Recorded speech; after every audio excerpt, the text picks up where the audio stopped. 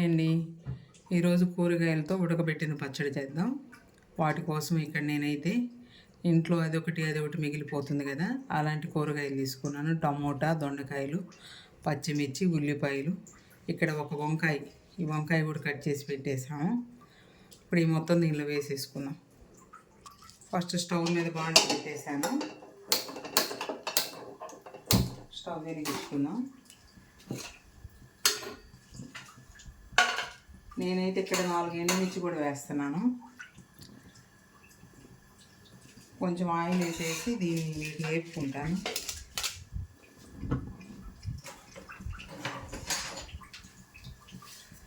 ఈ మరీ పచ్చి వేస్తే బాగుండదు.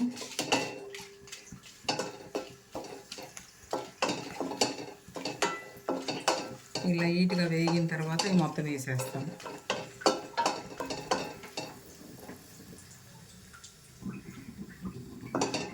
స్టవ్ సిమ్లో పెట్టేశాను.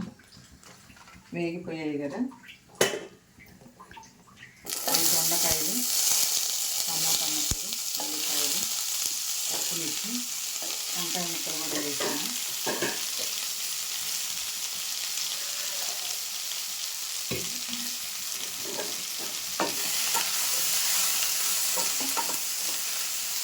ఇప్పుడు కొన్ని వాటర్ పోసేస్తున్నాను.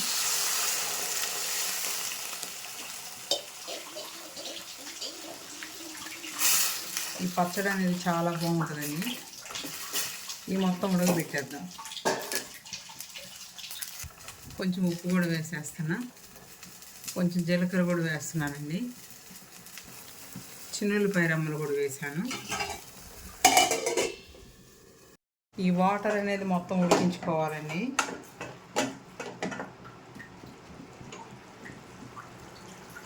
చూసారు కదా, ఉడికిపోయినాయి.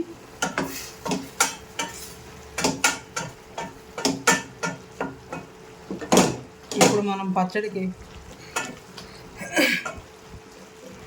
జార్లో వేసుకొని మిక్సీకి పట్టేసుకుందాం. మీ దగ్గర రోలు కానీ ఉండే పని అయితే రోట్లో కూడా వేసుకొని నూరుకోవచ్చు. కొంచెం ఆరిన తర్వాత వేసుకుందాము. కొంచెం చింతపండు కూడా వేస్తున్నాను. ఇక్కడ ఎంత ఒక ఎత్తనం ఉంటుంది అన్నమాట. ఇది కూడా మగ్గనిచ్చుకుందాం. ఈ వేడికి మగ్గిపోతుంది.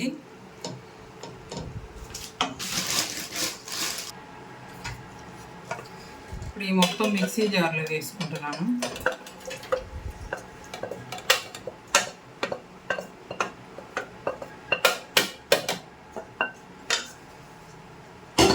మరీ మెత్తగా కాకుండా కొంచెం బరగ్గా వేసుకుందాం. ఈ పచ్చడి అనేది మిక్సీకి వేసుకున్నాం. ఇప్పుడు తాలింపు వేసుకుందాం. స్టవ్ మీద పాన్ పెట్టేస్తాము. ఆయిల్ వేసుకుందాం. ఈ పాన్లో కొంచెం మినపప్పు, కొన్ని పచ్చెనగపప్పు,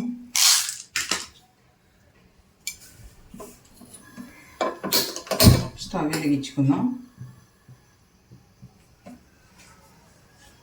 తాలింపు గింజలు అనేది వేగుతున్నాయి కదా. ఇప్పుడు ఆనియన్ ముక్కలు వేద్దాము. చిన్నుల్లిపాయలు కొన్ని,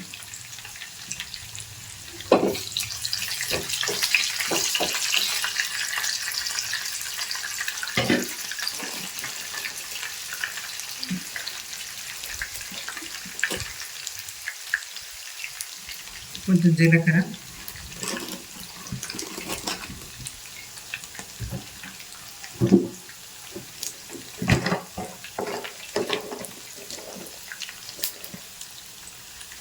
రెండు కూరగాయలు,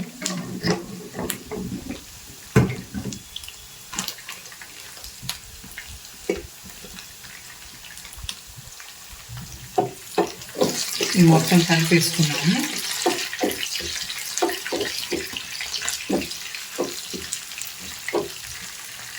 కొంచెం కరివేపాకు,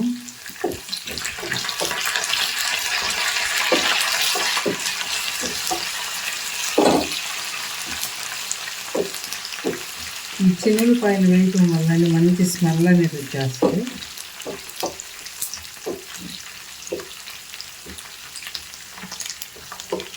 కొంచెం వేగనిద్దాం.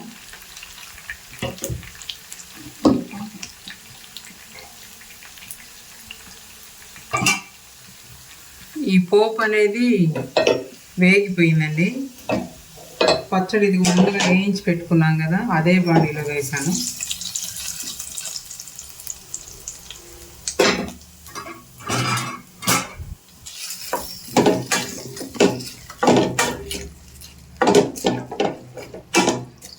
చూసారు కదా, కలిపేసుకోవడమేను.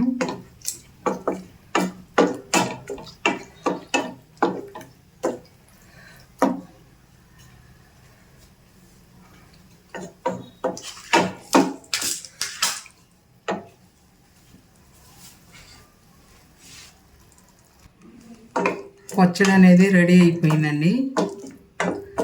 ఇప్పుడు మనం వేడి వేడి అన్నంలో కొంచెం నెయ్యి వేసుకొని చూద్దాం.